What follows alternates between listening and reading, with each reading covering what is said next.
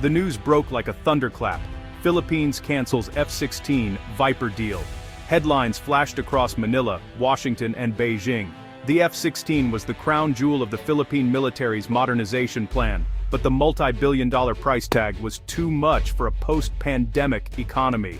In the Pentagon, disappointment was palpable. For many Filipinos, its loss felt like a step backward, leaving the nation anxious and uncertain. The future of Philippine air defense was suddenly up in the air. The F-16 Viper isn't just a fighter jet, it's a legend. For decades it's been the backbone of the U.S. Air Force and dozens of allies. Its advanced radar, powerful weapons, and proven combat record would have been a game-changer for the Philippines.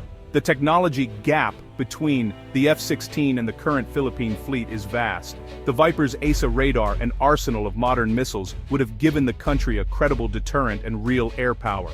More than hardware, the F-16 is a symbol, a visible sign of alliance with the United States. Its presence would have sent a clear message to potential aggressors. The cancellation isn't just about losing jets, it's about losing a symbol of shared commitment. For pilots and crews, the F-16 was the dream, the pinnacle of their profession. Its promise inspired recruitment and pride. Now, that dream is on hold. The Air Force must recalibrate, managing disappointment while still defending the nation's skies. The failed deal is a blow to morale and a test of resilience. The search for a new path forward has begun. The question, what comes next for Philippine air power? The Philippines is an archipelago of over 7,600 islands, rich in resources but hard to defend. Its vast airspace covers contested waters like the West Philippine Sea, where tensions run high. Patrolling this territory requires advanced aircraft with range, endurance, and powerful sensors. Without a credible air force, the nation's borders are exposed. Chinese vessels regularly challenge Philippine sovereignty, making air defense urgent. The F-16 was seen as the ideal guardian for these skies. Its loss leaves a significant gap. The current fleet is stretched thin, lacking a robust multi-layered defense system. The F-16 was meant to be the sharpest point of that system. Now the country's ability to detect and deter threats is weakened. This vulnerability threatens not just territory but vital economic resources, fishing grounds, oil, and gas. A weak air defense invites encroachment and risks billions in future revenue. The F-16 was an insurance policy for the nation's future. Without it, the Philippines must urgently seek new ways to secure its skies. The Philippine Air Force once ranked among Southeast Asia's best, flying American F-5s and F-8s, but decades of neglect and shifting priorities left it grounded, literally. By 2005, the last F-5s were retired, and the country had no supersonic jets for a decade. Modernization was slow, hampered by inconsistent funding and a focus on internal threats. The supersonic gap exposed the nation's vulnerability. A turning point came in 2015 with the arrival of the F-A-50 Fighting Eagle from South Korea. These jets restored supersonic capability and proved their worth in combat during the Marawi siege. The F-A-50 was always a stepping stone, preparing the Air Force for a true multi-role fighter.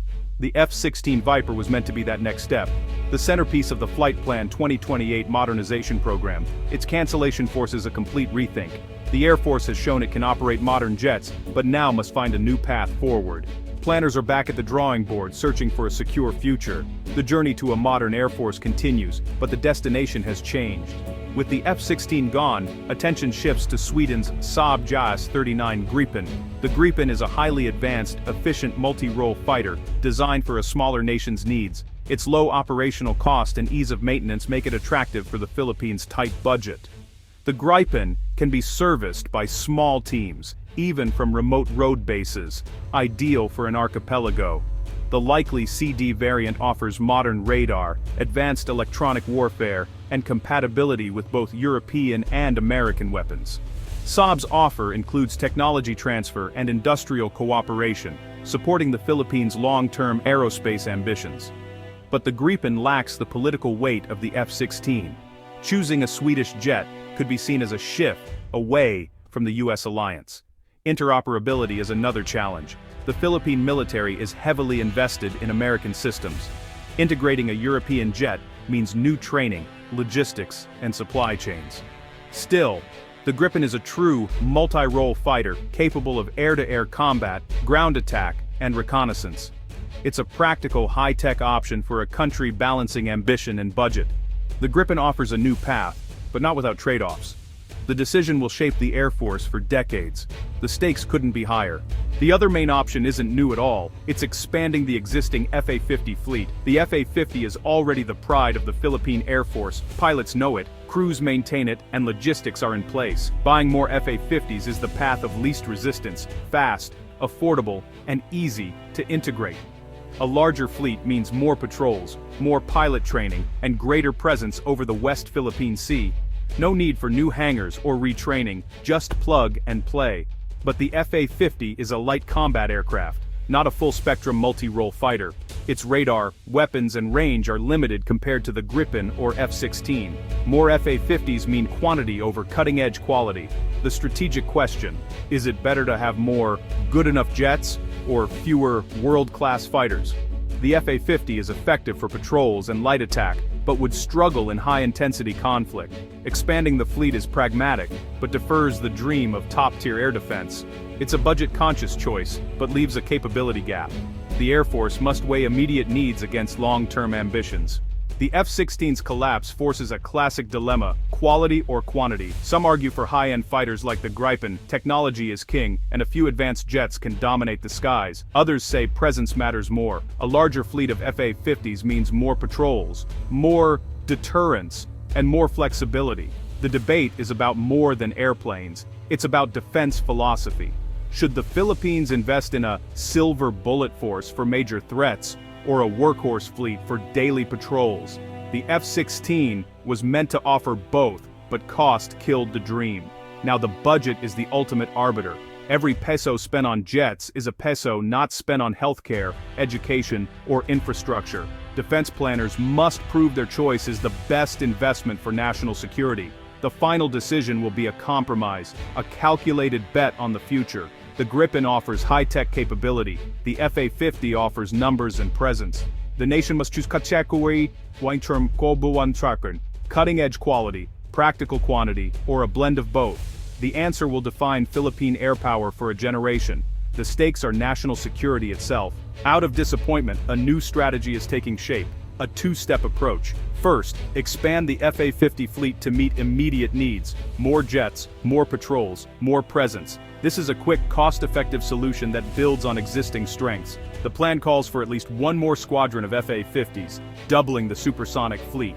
It's a no-regrets move, practical, affordable, and fast. Second, keep the Gripen as the long-term goal. As the economy recovers, the Air Force can pursue a true multi-role fighter. This phased approach allows time to build experience, infrastructure, and funding. It's a clever pivot, acknowledging budget limits without giving up on ambition. First, build mass and presence. Then, add high-end capability. The two-step plan provides a clear, realistic path forward. It turns a setback into an opportunity for smarter, incremental modernization. The Philippine Air Force is charting a new course, one step at a time. The F-16's cancellation was a blow, but it forced a necessary reality check. The new two-step strategy, more FA-50s now, Gripens later, is grounded in what the Philippines can actually achieve. It's a Filipino solution to a Filipino problem shaped by economic and strategic realities. Prioritizing a larger FA-50 fleet addresses the daily need for air patrols and presence. The skies over the West Philippine Sea demand constant vigilance, and the FA-50 delivers that. At the same time, keeping the Gripen as a long-term goal signals enduring ambition. The phased approach lets the Air Force build a solid foundation before taking on a top-tier fighter. The mission remains: secure the nation's skies and sovereignty. The journey is longer and more incremental, but now it's grounded in reality. As new FA-50s arrive and plans for the Gripen take shape, there's renewed purpose. The dream of a modern Air Force is still alive, just on a wiser, more deliberate path. The future of Philippine air power is being rewritten, one practical step at a time.